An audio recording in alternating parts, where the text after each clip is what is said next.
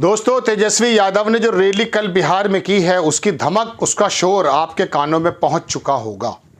लेकिन परसों तक ये महसूस किया जा रहा था कि मोदी जी की रैली है। हालांकि उसमें भीड़ तो थी, लेकिन इतने ज़्यादा नहीं थी कि उसे समंदर कहा जा सके। लेकिन बहुत कम वक्त में तेजस्वी यादव ने जिस तरह से अपनी पार्टी के तत्वाधान में एक रैली की पटना के गांधी मैदान में, वहाँ राहुल गांधी, खड़गे साहब और सीपीआई के और सीपीएम के और अखिलेश यादव तमाम नेता वहाँ पहुँचे, उससे एक ऐसा मैसेज पूरे हिंदुस्तान के अंदर चला गया है कि बिहार, उत्तर प्रदेश, झारखंड ये मोदी जी के लिए बहुत मुश्किल पैदा करने वाला। 15 दिन बाद हालात भी बदल जाते हैं। ये भी बड़ा एक तेज़ी का माहौल है। मैंने इतना तेज़ी से कभी वक्त को बदलते नहीं देखा। 6 महीने पहले इंडिया अलायंस का नाम था, 3 महीने से मोदी जी का नाम चल रहा है। आज रैली हुई है तो पूरे गोदी मीडिया को सांप सूंघ गया। इसमें कोई दो राय नहीं कि वहाँ भीड़ है। मैं आपको थोड़ा सा ये बताने के लिए हाजिर हुआ कि तेजस्वी यादव ने जो यहाँ 10 लाख आदमी से ज़्यादा बताया जाता है इकट्ठा कर दिया है, इसने बिहार के हालात बदल दिए। बिहार के अंदर नीतीश कुमार यादव, नीतीश कुमार के जो सांसद हैं, मैं आपको ये भी खबर देने आ सकता हूँ कल परसों तरसों तक कि शायद उनमें से बहुत सारे आरजेडी ज्वाइन कर लें। मैं ये भी खबर आपको दे रहा हूँ अभी कि चिराग पासवान शायद आरजेडी में चला जाए। मैं आपको ये खबर अभी दे रहा हूँ कि मुकेश सहनी, जिनके कब्जे में 3% वोट है, वो भी आरजेडी में चले जाएं। इतना बड़ा झटका बिहार से लगने वाला है दोस्तों भारतीय जनता पार्टी को कि जो पिछली बार 39 सीट थी नीतीश कुमार के साथ मिलकर, इस बार अगर वो 50% आ जाएंगी तो उसमें कोई मुजायका नहीं होगा। बिहार की स्थिति तो ये है। क्यों है? 32%, 30-32% मुस्लिम और यादव वहाँ पर है। 5% अगर चिराग पासवान आ जाता है, और अगर मैंने आपसे कहा कि वहाँ मुकेश सहनी जो वहाँ एक पार्टी थी उनकी वीआईपी पार्टी गालिबन, उसके भी आने की बात है। क्योंकि इसलिए मैं आपको चिराग पासवान की बात क्यों कह रहा हूँ, प्रधानमंत्री जी को अपना आपको हनुमान बताने वाले प्रधानमंत्री जी की रैली में नहीं थे, इससे उपेंद्र कुशवाहा नहीं थे। तो कहने का मतलब ये कि आरजेडी के इस तूफान में बिहार की जनता तो उड़ ही रही है। ये राजनीतिक दल भी अगर आ गए तो आप यकीन मानिए 40% वोट आरजेडी को मिल जाएगा, 30-32 सीटें ना जीत ले। एक बात।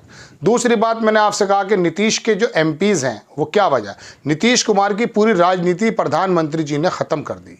जिस तरह से लालू प्रसाद यादव अपने टीवी पर और कल भड़के, और पहले 2 दिन पहले भी उन्होंने जो है एक वीडियो का मैसेज दिया था, वो बीमार व्यक्ति खड़ा हो गया। उस बीमार व्यक्ति का कॉन्फिडेंस दुनिया देख रही है, और नीतीश कुमार किस तरह से गिड़गिड़ा रहे थे मोदी जी के सामने, ये भी पूरी दुनिया ने देखा है।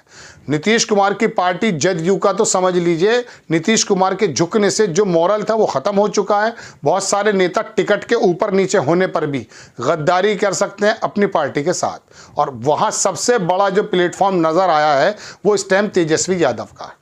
बिहार की स्थिति तो दर्शकों ये है, बिहार के अंदर हालात बदल गए तो उत्तर प्रदेश में भी कुछ परेशानी हो सकती है।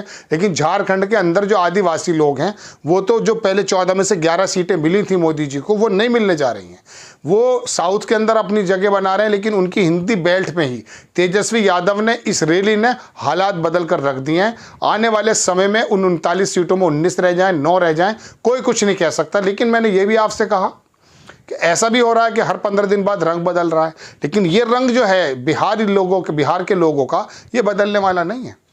तेजस्वी यादव ने पूरे हिंदुस्तान को दिखा दिया कि किस तरह से इकट्ठे होकर के इंडिया गठबंधन में जान पड़ गई है। वहीं राहुल गांधी, खड़गे साहब पहुंच गए।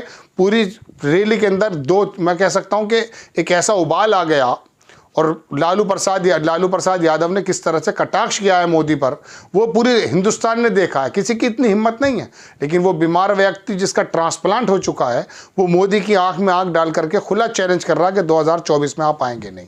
ज़मीन तैयार हो गई है बिहार में, और बिहार ने अब से पहले भी कई बार ऐसे माहौल देखे हैं दोस्तों।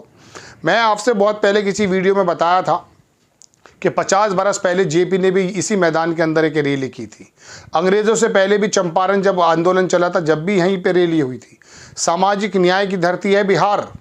ये बिहार की बयार अगर चल गई देश भर में, तो हिंदी पट्टी में जो 150-200 सीट आने की बातें होती हैं ना, वो कब सिमट जाए पता नहीं। चूँकि यूपी में भी 20 सीटों का, 15 सीटों का नुकसान नज़र आ रहा है इस बार भारतीय जनता पार्टी को। दिल्ली के अंदर केजरीवाल परेशानी क्रिएट कर चुके हैं, और बिहार का एक भी टिकट इसी वजह से मोदी जी ने अभी तक घोषित नहीं किया, चूंकि वहां पर आपस में भी बहुत लड़ाई होने वाली है। और अब नीतीश कुमार के जो पार्टी है उसके लोग टिकट के ऊपर क्या घमासान करते हैं, भारतीय जनता पार्टी कितने टिकट देती है, ये आने वाला वक्त 1-2 दिन में पता चल जाएगा।